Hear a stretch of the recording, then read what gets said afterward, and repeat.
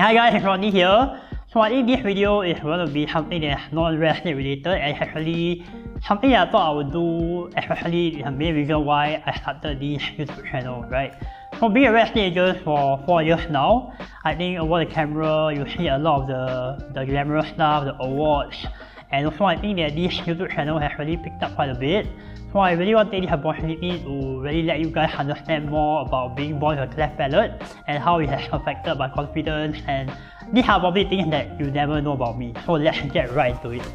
So the first thing to understand about being what's a cleft palate, right? Meaning that so as babies, we are actually born with a hole in our mouth when the doctor has to stitch it up to actually patch away the hole, so in order to have a normal breathing and so that babies are able to eat and feed normally, right? So for me, I had the operation done when I can't remember when, probably a few months ago, and since then it affected my speech and also the whole facial growth of my face. So the first thing that probably don't know about me, right, is that I have done a nose job before. So we call it a rhinoplasty, right? If you want to know how you can actually tell whether a person do a nose job, right, you actually have to push the bridge of their nose, right? So you can realize, right, if you push a normal nose, it will able to look like a pig, right? So the nose will be further backwards, right? So for me, right, I actually corrected my nose because as you know, for cleft palate patients, right, their nose are normally flatter, right? So in order firstly to breathe, we actually have to put a bridge to make it higher, right? So really it's just for breathing purpose. Normally if you go for plastic surgery, we call that like cosmetic surgery, right? So but for cleft palate patients, right, we actually call that like reconstructive surgery. So what's the difference is that for reconstructive surgery, you are able to use your CPF, your Medisave to actually pay for the bills, right? But if you go for aesthetic surgeries, if you really don't need the surgery, right, you have to use your cash payment. You are unable to use CPF to pay for aesthetic surgery. So that's the first thing you do not know about me.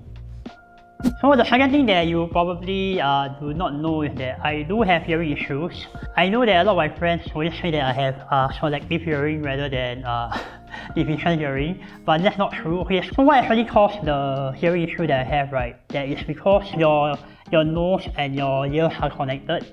So there's actually a tube, right? So when you repair the cleft palate, it causes the tube to narrow. So just imagine a pipe that is wide enough for the water to flow through, or air, right? But for a cleft palate patient, because the cleft has already been repaired, so the tissue has already been stretched very, very thin. What will actually happen is that it will cause a lot of build-up in between my ears and my nose that will cause regular infections for my ears as well. Right, so the regular infections will actually cause the ear hole to rupture that will cause my hearing to be impaired. So every few months I will actually go to a ear doctor to get my ears cleaned up, to remove all the ear wax and whatnot from the ear. That really improves my hearing by a lot. It's only like during different periods of time that I have different abilities of hearing, right? So sometimes when I have not been to the ear doctor for quite a while and the ear is clogged up, I will less efficient in my hearing compared to where I just clean my ears. So I think it's a little bit hard for clients and also friends to really understand like how to deal with this, because ultimately my ears are okay, they are able to function well, but if they are clogged up, they will be, right? So at that period of time where I'm not able to hear as well, right? So sometimes if I cannot hear my clients, and that's something that is really a big and major part of the struggle of being a realtor as well, because active listening is something that you need to carry every single time with your clients, right? So if sometimes a client tells you something and you seem like you're unable to hear, then it doesn't look very, very well on you. So that's the second thing that you do not know about me.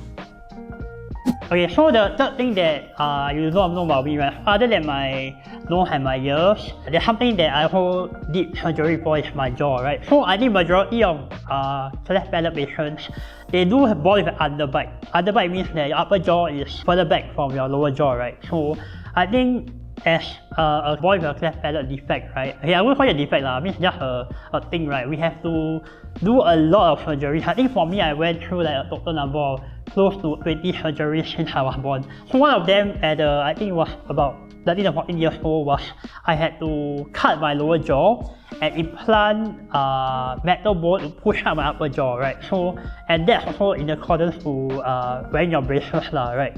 So when you actually shift the lower jaw, it will make your facial structure look more normal lah. If not for a cleft palate, somebody that has more cleft palate, they actually have a very different jaw alignment that requires surgery as well. So the surgery was actually one of the most painful I had because they removed the bone from my ribs to extend the upper jaw, and actually they saw off the lower jaw. After the surgery, right, for 1 whole month I'm unable to take any solid foods. I have been so many surgeries, right, so this one was really that something that I had quite a hard time recovering from, especially not being able to eat solid food for 1 whole month.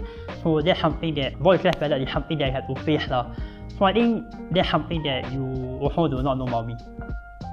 So I think the last thing before I want to conclude this video is that I think a major part of why I'm wanting to do wrestling is really to try and be a better person and break out my insecurities, right? So I think since young I've always found it that I do very well with people, right? I mean, I seem to be able to be more comfortable with people around them, but I just don't have the confidence to speak to people, right? So, like public speaking, like, you know, making sure that I do presentations well, even in school, right, was something that I have a major phobia, right? Although I like to be around people, right?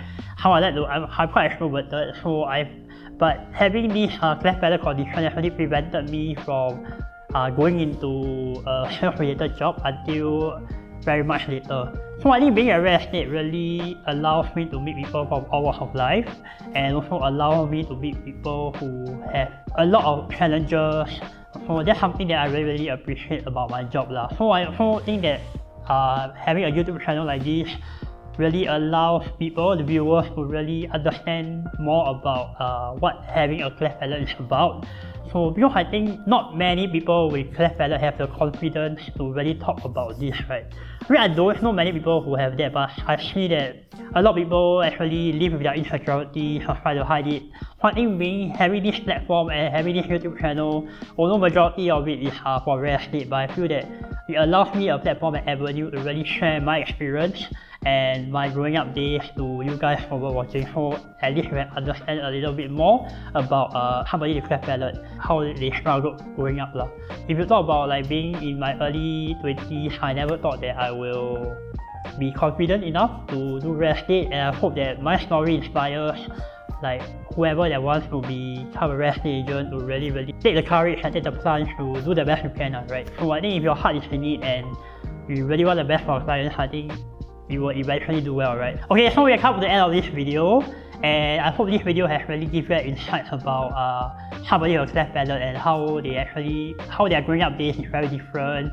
And also, I hope that this video inspires you a little bit more if you want to become a real estate agent or wherever you're at in life, right? So if you do have any questions, I mean, you can still feel free to reach out to me via my Instagram or just drop me a text wherever you see me lah. So do consider hitting the like button and also subscribing to my channel. If not, I'll see you in the next one. Take care, bye bye.